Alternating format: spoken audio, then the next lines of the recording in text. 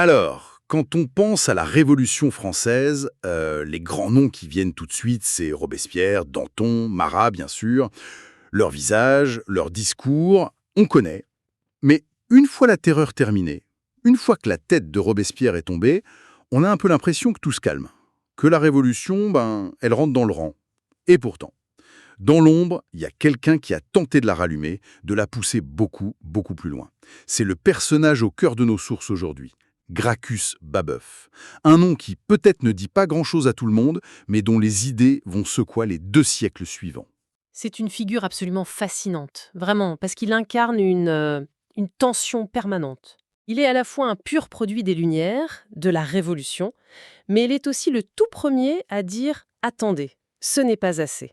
Vous avez changé les lois, mais vous n'avez pas changé la vie. » Son parcours, c'est une accélération constante, en fait, qui le mène d'un bureau de juriste, spécialiste du droit féodal, jusqu'à la clandestinité, jusqu'à une conspiration qui vise à renverser le gouvernement. C'est ce trajet qu'on va explorer. Exactement. On a sous les yeux une biographie très dense qui retrace toute sa vie. Et notre mission, c'est vraiment de comprendre le virage. Comment un homme payé pour défendre les privilèges des nobles devient-il le premier à vouloir les abolir pour de bon, au point de le payer de sa vie? Et pour comprendre le révolutionnaire, il faut peut-être regarder l'homme d'avant. D'où vient ce François-Noël Babeuf? Les sources ne le décrivent pas vraiment comme un privilégié. Ah non, c'est le moins qu'on puisse dire. Il naît en 1760 à Saint-Quentin, dans un milieu très modeste.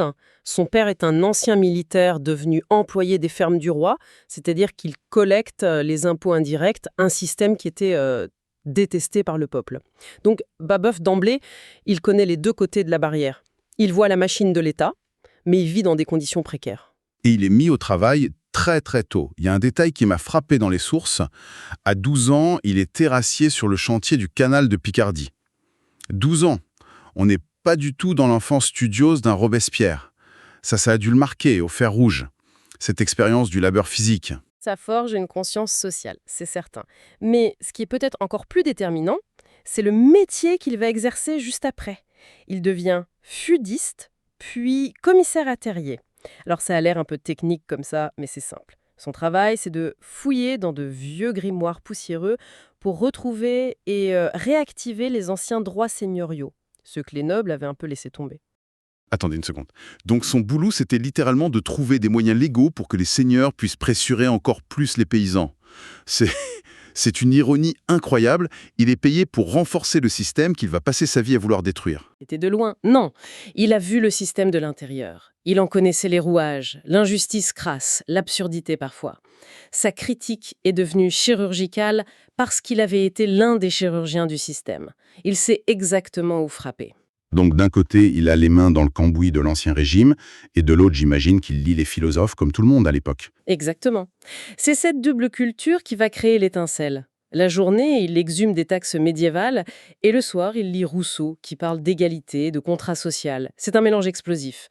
Et on le voit très, très vite dans ses écrits. Il n'attend pas 1789 pour être radical. C'est ça qui est étonnant.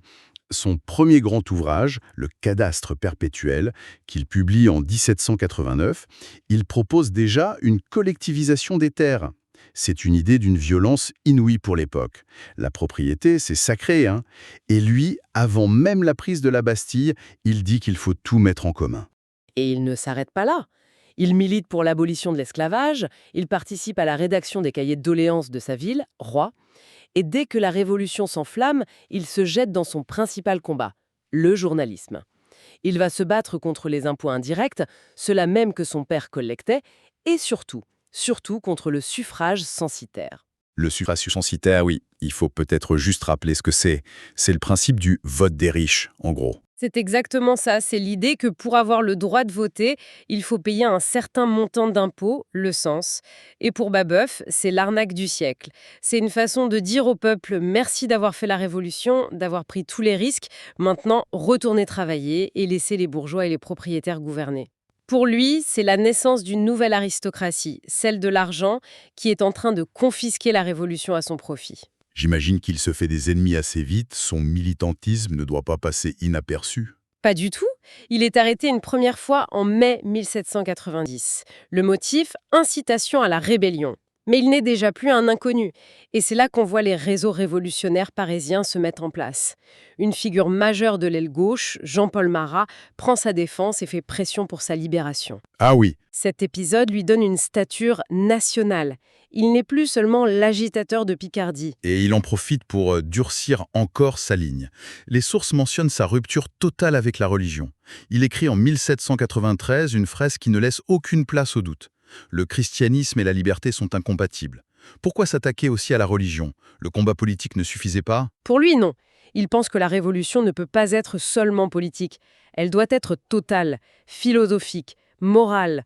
Le christianisme, avec ses promesses de bonheur dans l'au-delà, est pour lui un outil de soumission. Il apprend aux pauvres à accepter leur misère sur Terre. Pour fonder une société sur l'égalité réelle, il faut se débarrasser de tout ce qui prêche la résignation. C'est une refondation complète de l'humain qu'il a en tête. Son parcours reste chaotique. Il est élu localement, puis il doit fuir à Paris à cause d'une affaire judiciaire un peu obscure. C'est à Paris qu'il va se retrouver au cœur du réacteur, aux côtés des Jacobins, de Robespierre. Quelle est sa position pendant la Terreur? C'est toute l'ambiguïté du personnage. D'un côté, il soutient les montagnards, car pour lui, ils sont le parti le plus proche du peuple. Mais il reste un esprit libre, critique. Le vrai tournant, c'est la chute de Robespierre, le 9 Thermidor. Juste après, Babeuf se déchaîne. Il publie des textes d'une violence incroyable où il le traite de Maximilien l'exterminateur. Il invente même un mot pour décrire la répression en Vendée, populicide. Populicide. Littéralement, tuer le peuple. Là, je suis un peu perdu. Il traite Robespierre d'exterminateur, donc il est contre la terreur, mais en même temps, il veut une révolution encore plus radicale. Comment est-ce qu'on peut tenir les deux positions à la fois? C'est précisément ce qui le rend unique. Il ne veut ni de la terreur de Robespierre, qu'il juge tyrannique, ni de la réaction thermidorienne menée par les possédants. Il cherche une troisième voie. Il reproche à Robespierre non pas d'avoir été trop révolutionnaire, mais de ne pas l'avoir été de la bonne manière. D'accord. Pour Babeuf, Robespierre a instauré une dictature sur le peuple, au lieu d'une dictature du peuple. Il veut l'égalité, mais pas au prix d'un système de dépopulation. Et c'est à ce moment-là qu'il se réinvente, qu'il change de nom, il abandonne son prénom d'emprunt, Camille, et il se fait appeler Gracchus. Ce n'est pas anodin comme choix. C'est un symbole extrêmement fort. Les frères Gracq, dans la Rome antique, c'étaient des tribuns qui avaient tenté d'imposer une réforme agraire pour redistribuer les terres des riches patriciens aux citoyens pauvres, Et ils ont été assassinés. assassinés par l'aristocratie. En prenant ce nom, Babeuf envoie un message très clair. Il se place dans la lignée des martyrs de la cause du peuple et il déclare la guerre à la propriété. Son nouveau journal, Le Tribune du peuple, connaît un succès foudroyant. Et dans ce journal, il continue de repousser les limites. Il va jusqu'à demander que les femmes soient admises dans les clubs politiques. Pour l'époque, c'est une idée. Complètement folle, oui. Même les révolutionnaires les plus avancés étaient très majoritairement misogynes. Pour eux, la place de la femme était au foyer. Babeuf, lui, voit le potentiel révolutionnaire de la moitié de la population. Il défend une égalité qui ne s'arrête pas aux portes du genre.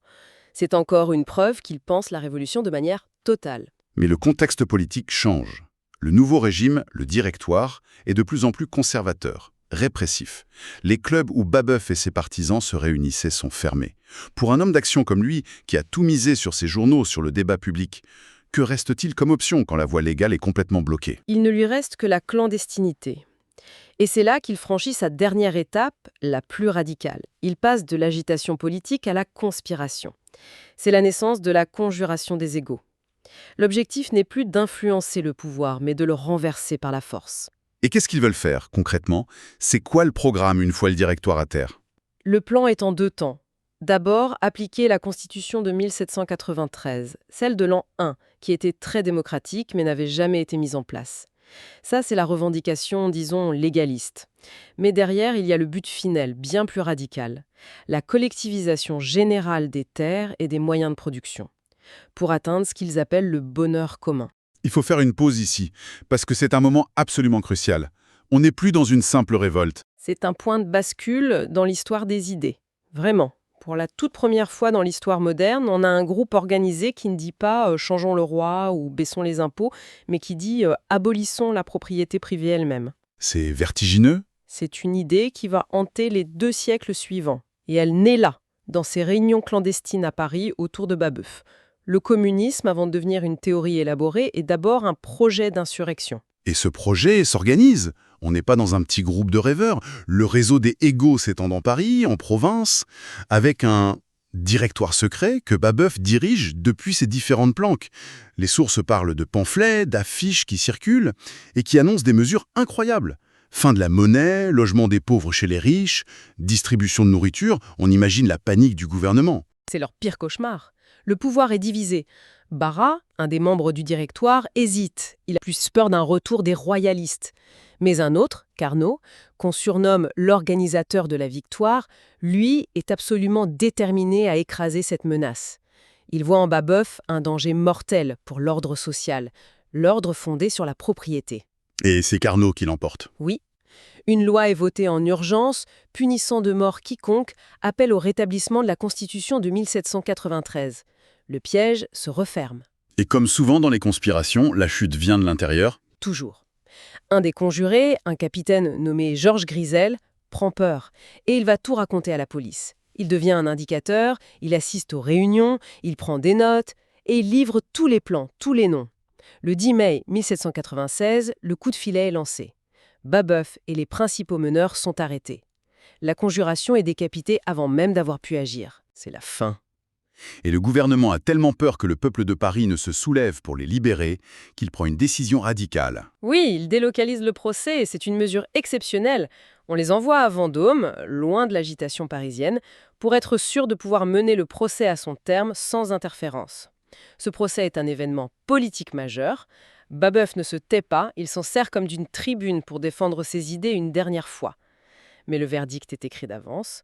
Lui et un autre conjuré, d'Arte, sont condamnés à mort. Et là, au moment où le verdict est prononcé, il se passe une scène absolument folle, presque théâtrale, qui est rapportée dans les sources. C'est son dernier acte de défi. Babeuf avait réussi à dissimuler un stylet fabriqué artisanalement. En entendant la sentence, il se poignarde en plein tribunal. D'Arte fait de même.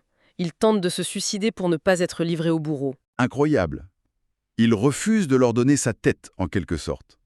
Il veut rester maître de sa propre mort. Exactement. Mais ils sont soignés à la hâte, juste assez pour être maintenus en vie.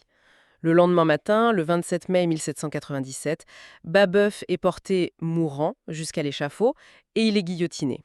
Il avait 36 ans. On pourrait croire que c'est la fin de l'histoire, que ses idées meurent avec lui. Mais c'est tout le contraire. Nos sources insistent sur sa postérité qui est absolument démesurée par rapport à l'échec de son complot. C'est comme si sa mort avait transformé le conspirateur en martyr et ses idées en évangile pour les révolutionnels du futur. C'est tout à fait ça.